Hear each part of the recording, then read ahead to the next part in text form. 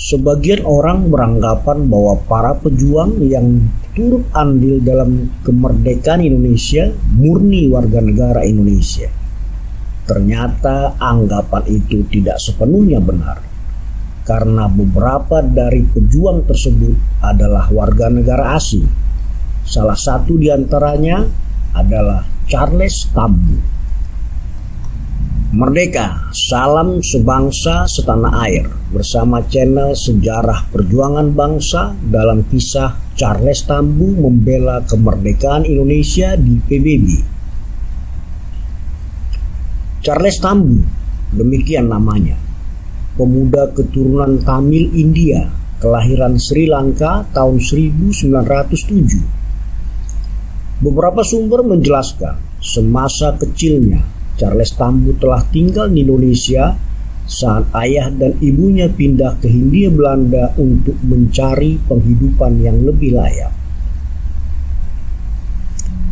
Charles Tambu menyelesaikan pendidikannya di Inggris, dan pada tahun 1930 Charles Tambu bekerja sebagai wartawan pada surat kabar Inggris di Singapura.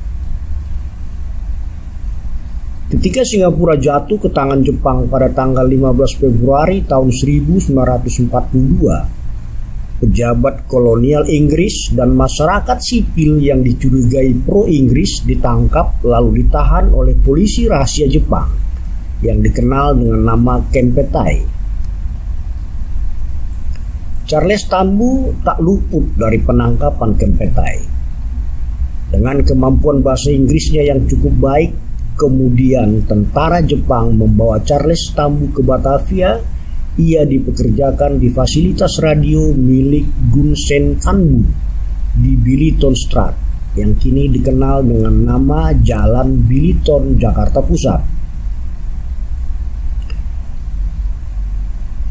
Saat berada di Indonesia, Charles Tambu mulai menjalin persahabatan dengan pemuda pejuang Indonesia, diantaranya dengan Muchtar Lubis dan Sultan Syahrir. Persahabatan dengan pemuda pejuang dan kenangan indahnya semasa kecil saat tinggal di Hindia Belanda semakin menumbuhkan kecintaan Charles Tambu terhadap Indonesia. Tambu mulai bersimpati terhadap gerakan kemerdekaan Indonesia. Tak jarang Charles Tambu menyebarkan berita dunia tanpa sensor kepada generasi muda dan pelajar di Nusantara. Tindakan kejam pasukan Belanda dalam perjuangan kemerdekaan yang mereka lakukan melalui agresi militer semakin memperkuat tekad Charles Tambu untuk turut serta dalam perjuangan kemerdekaan Indonesia. Tambu kemudian bergabung bersama Sultan Syahrir, Haji Agus Salim, Sujatmoko, Sumitro Joyo Hadikusumo. Mereka mencari jalan damai melalui sidang di Dewan Keamanan PBB. Kehadiran Tambu dalam delegasi Indonesia saat sidang di Dewan Keamanan PBB menjadi sorotan dan perbincangan hangat. Dunia internasional menduga keberadaan Charles Tambu merupakan wakil dari Sri Lanka yang mendukung kemerdekaan Indonesia. Hal ini membuat Belanda berang dan berusaha menyerang dan membuli Tambu. Dalam majalah Merdeka, Belanda menyebut Charles Tambu sebagai seorang Tambi yang melarikan diri dari Singapura, lalu bekerja sama dengan Jepang dan menjadi kaki tangan Republik di bawah Soekarno dan Hatta. Meski dirinya dibuli oleh Belanda, tekad dan niat Tambu tak goyah untuk membantu perjuangan Indonesia.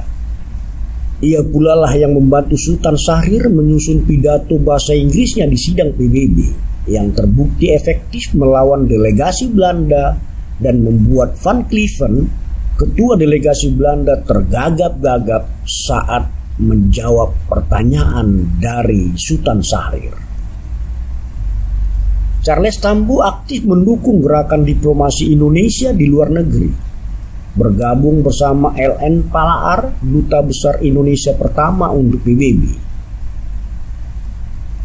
Perjuangan panjang dan heroik dari seluruh lapisan masyarakat dan diplomat yang bersidang berulang kali di PBB akhirnya membuahkan hasil. Belanda dengan terpaksa harus mengakui kedaulatan Republik Indonesia. Atas jasa dan perjuangannya, Presiden Soekarno kemudian menganugerahi Tambu dengan paspor Indonesia, dan ia juga diangkat menjadi Konsul Jenderal Republik Indonesia yang berkedudukan di Manila. Usai melaksanakan tugasnya di Manila pada tahun 1953, Tambu kembali ke Indonesia dan bertugas memimpin redaksi Time of Indonesia, surat kabar berbahasa Inggris pertama di Republik Indonesia.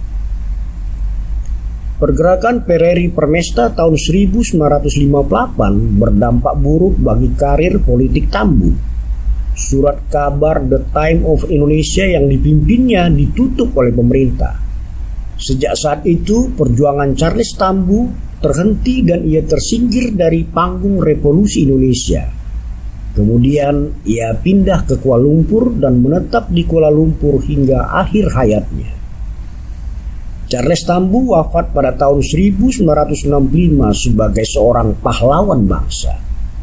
Demikian kisah perjuangan Charles Tambu, orang asing pertama yang turut memperjuangkan kemerdekaan Indonesia dan membela kedaulatan Republik Indonesia di PBB.